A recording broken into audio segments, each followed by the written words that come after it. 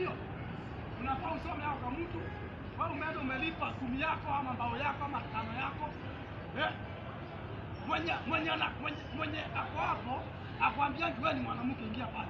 Wewe ni mwanamke ingia pale. Afanyangi hiyo kazi. Lakini amechora kabisa. Kwa choo ya mwanaume iko na kamtu. Kwa choo ya mwanamke iko na kamtu. Wanazipima.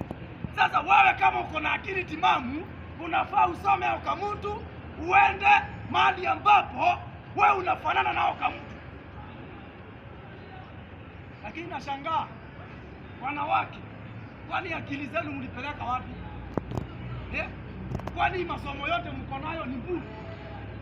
Yaani wewe uko na masters na unaenda unachorewa kamtu na umevaa skati na wewe ukasoma uone hapa mtu amevaa trouser pale kuingia unaingia tu